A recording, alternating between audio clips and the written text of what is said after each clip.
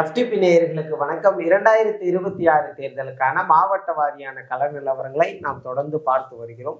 அந்த வரிசையில் இப்போது நாம் பார்க்க இருக்கும் மாவட்டமானது கிருஷ்ணகிரி மாவட்டம். இந்த மாவட்டத்தில் இருக்கக்கூடிய கள நிலவரம், வெற்றி வாய்ப்பு பற்றி பேச நம்மோடு வம்சி அவர்கள் இணைந்திருக்கிறார். வணக்கம். சதீஷ். கிருஷ்ணகிரி மாவட்டத்தில் எவ்வாறு இருக்கிறது கள நிலவரம் உங்களுடைய பார்வையில? இந்த கிருஷ்ணகிரி டிஸ்ட்ரிக்டை பொறுத்தவரை இங்க 6 சட்டமன்ற தொகுதிகள் இருக்கு. அது எதுன்னா ஊத்தங்கரை, பர்கூர், கிருஷ்ணகிரி, வேப்பனஹள்ளி, ஹொசூர் மற்றும் தளி சட்டமன்ற தொகுதி.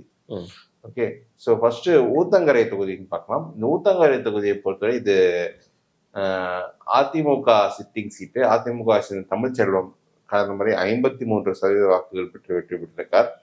அவர் எடுத்து போட்டிட்டு காங்கிரஸ் வேட்பாளர் 38% ஓட்டு எடுத்து வைத்திருக்காரு. 2016 அங்க இது அதிமுக வெற்றி பெற்றிருக்கு. இன்ஃபேக்ட் 11, 16, 23 தொடர்ந்து அதிமுக ஜெயிச்சிருக்கு.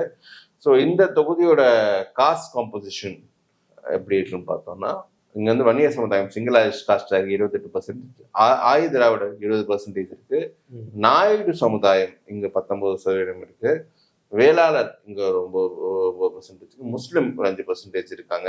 ஸோ இங்க வந்து இப்போ தேமுதிக கூட்டணி ஒரு இம்பாக்ட் ஏற்படுத்திருக்காங்க. இப்போ கரண்டா பாத்தீங்கன்னா 2021 வெற்றி பெற்ற தமிழ்ச்செல்வத்துக்கு மீண்டும் வாய்ப்பளிக்கப்பட்டிருக்கு அதிமுகல. காங்கிரஸ் மீண்டும் போட்டியிடுது. காங்கிரஸ் குப்புசாமி என்ற ஒருத்தர் கண்டெஸ்ட் பண்றாரு. நாம் தமிழர் மேகலா கண்டெஸ்ட் பண்றாங்க. குமரவேல் டிவிக்கு கண்டெஸ்ட் பண்றாங்க. ஸோ இது எப்படி போகும் இங்க அப்படின்றது நம்ம கணிக்கிறது ரொம்ப கஷ்டம். எனக்கு தெரிஞ்சு இங்க வந்து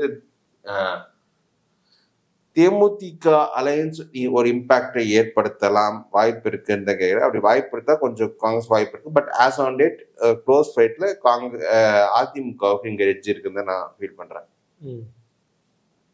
அடுத்து பர்கூர் சட்டமன்ற தொகுதி. பர்கூர் சட்டமன்ற தொகுதிக்கு ஒரு வரலாற்றில் முக்கிய இடம் இருக்கு. இங்கதான் 96 ஜெயலலிதா அவர்களை திமுகவை சேர்ந்த சுகோணம் வீழ்த்தினார். ஸோ இங்க வந்து பர்கூர் தொகுதியில் இந்த முறை கடந்த முறை திமுக சேர்ந்த மதியழகன் கிட்டத்தட்ட 50% ஓட்டு எடுத்துச்சாரு. அவர் எடுத்து போட்டிட்டு அதிமுக சேர்ந்த கிருஷ்ணன் 43% ஓட்டு எடுத்திருக்காரு. நாம் தமிழர் கட்சி இங்க வந்து 10,000 ஓட்டுக்கு 5% ஓட்டு எடுத்திருக்காங்க. ஸோ அதற்கு முன்னால் 2 முறையும் அதிமுக தான் வெற்றி பெற்றிருக்கு. ஸோ இப்போ வந்து மதியழகன் மீண்டும் போட்டியிடுறார். அதிமுகவை சேர்ந்த திரு இசி கோவிந்தராசன் கண்டெஸ்ட் பண்றாரு. நாம் தமிழரை சேர்ந்த கவின் கண்டெஸ்ட் பண்றாரு. டிவிக்கு முரளிதரன் கண்டெஸ்ட் பண்றாரு. ஸோ பர்கூரை பொறுத்த இங்கேயும் சிங்கிள் கம்யூனிட்டி வன்னியர் 25%, வெள்ளாளர் 15%, நாயுடு 15% இங்கே இருக்காங்க, செட்டியார் 12%, ஆயுத திராவிடர் 12% இருக்கிறதால நாயுடு சமூகம் கொஞ்சம் அதிகமா இருக்கு இங்க. கம்பேர்ட் டு 2021 இங்க வந்து இப்போ நாயுடு சமூகம் அதிகமா இருக்கிறதால திமுகவுக்கு ஒரு பெட்டர் சான்ஸ் இந்த தொகுதியில் கிடைக்க வாய்ப்பு இருக்கு. பட் ஆனால் அதிமுக ஒரு நல்ல ஃபைட் கொடுத்தா கொண்டாடலாம்.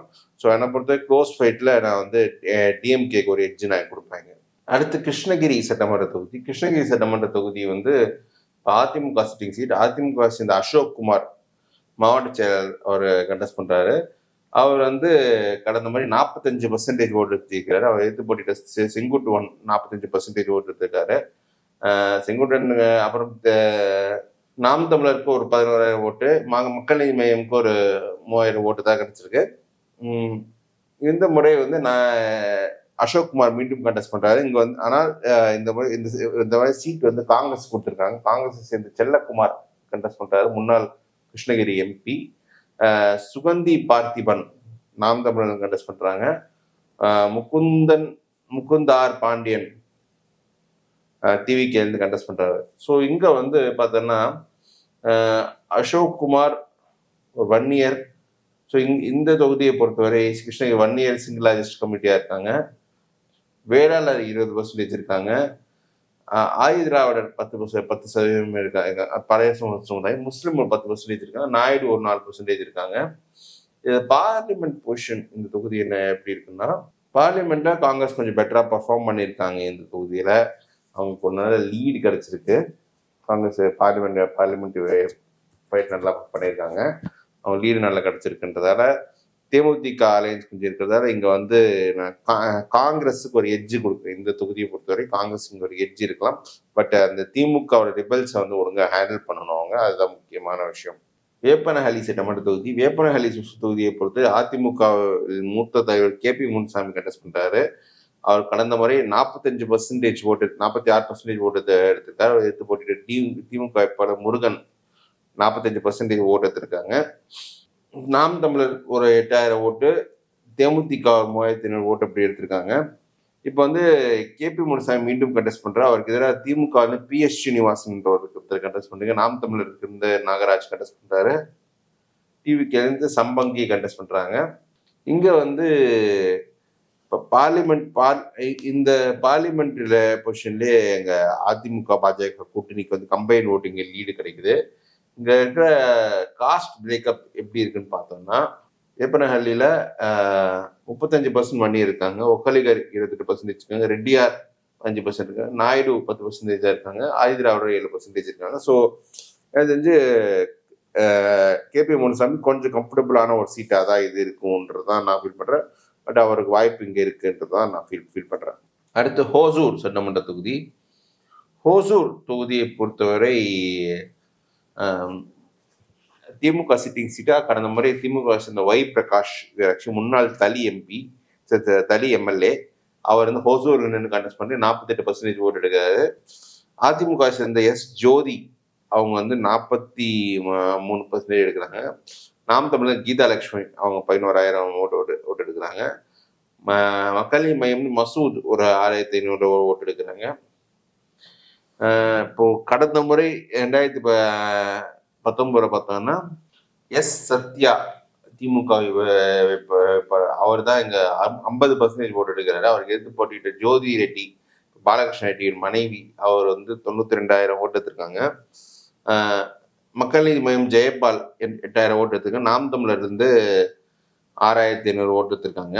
ஸோ இப்போ வந்து பாலகிருஷ்ண ரெட்டியே அவர் தண்டனை காலம் முடிஞ்சு மீண்டும் கண்டெஸ்ட் பண்றாரு. பாலகிருஷ்ண ரெட்டி அவர் ஒரு சிம்பதி கூட இருக்கலாம். நாம் தமிழர் இருந்து ஸ்டாலின் கண்டெஸ்ட் பண்றாரு. டிவிக்கு இருந்து வடிவேல் கண்டெஸ்ட் பண்றாங்க.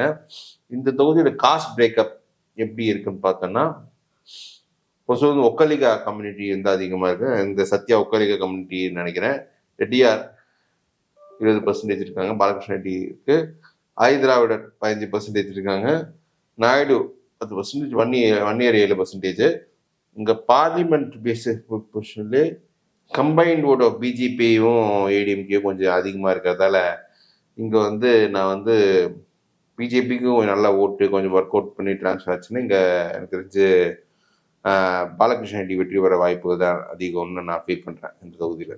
தளி என்றது தமிழ்நாட்டு அரசியலே கொஞ்சம் யூனிக்கா டிஸ்டிங்டா இருக்கக்கூடிய தொகுதி. இங்க வந்து திமுக அதிமுக ஒரு காலத்துல பெருசா அதிகம் இல்லை. ஃபர்ஸ்ட் டைம் பிரேக் பண்ணி திமுக திராவிட கட்சியில் ஒருத்தர் வெற்றி பெற்றது பிரகாஷ், இப்போ ஹோசூர் MLA இருக்கார்ல, அவர் தான் வெற்றி பெற்றிருந்தார். இவர் வந்து 2016 வெற்றி பெற்றாரு. CPIலேருந்து தளி ராமச்சந்திரன் 2006 இண்டிபெண்டா ஜெயிச்சாரு. அதுக்கப்புறம் தொடர்ந்து அவர் தான் MLA இருக்காரு. 11 அவர் 16 அவர் ஜெயிக்கல, 21 அவர் வந்தாரு. இப்போ மீண்டும் அவருக்கு சீட்டு கொடுக்கப்பட்டது. அவருக்கு எதிராக பாஜக இந்த மாதிரி நிற்குது. பாஜக 2001 இந்த தொகுதி வெற்றி பெற்றிருக்காங்க.